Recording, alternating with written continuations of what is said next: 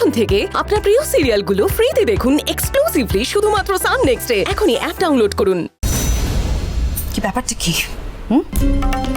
হঠাৎ করে আমার মামার কোম্পানিতে চাকরি করার প্রস্তাবটা দিলে?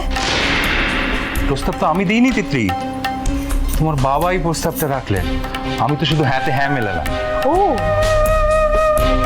চাকরিটা যে নেই সেটা নিশ্চয়ই তুমি বাবাকে বলেছো। মাথাকে আর বলো নাকি তিতলি? দেখো, শ্বশুর বাড়িতে আমার একটা সম্মান আছে। আমার যে চাকরি নেই সেটা আমি নিজের দাদা বৌদিকে পর্যন্ত বলিনি, আর বাবাকে বলতে যাব?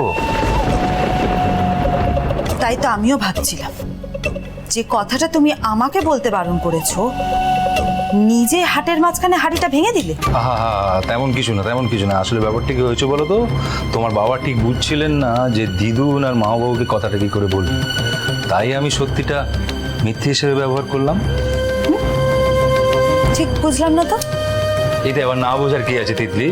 দেখো, আমার যে চাকরিটা নেই এটা তো সত্যি নাকি? এটা সত্যি।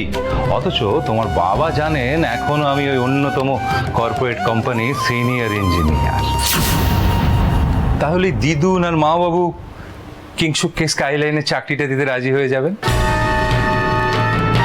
আর তোমার বাবাও রাজি হয়ে গেলেন। আর বাকিটা তো তুমি জানো। তা জানি, কিন্তু একটা বিষয় আমার কাছে পরিষ্কার নয়, বাবা হঠাৎ স্কাইলাইনে তোমাকে ঢোকাতে চাইছে কেন? ব্যাপারটা তো খুবই পরিষ্কার তিতলি। তোমার ভাই বিতান, ওইটা তো একেবারে অপদার্থ। ব্যবসার ব্যাপারে তার উপর তো নির্ভর করা যায় না, তাই তোমার বাবা আমার উপরে নির্ভর করতে চাইছে।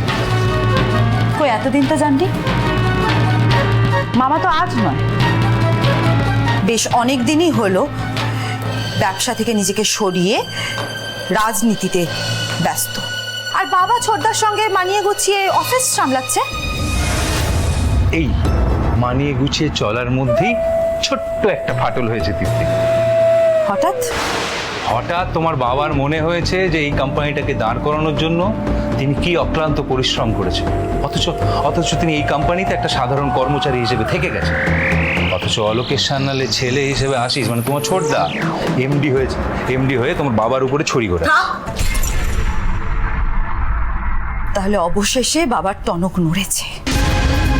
এই সব কিছুর মূলে আমার মা।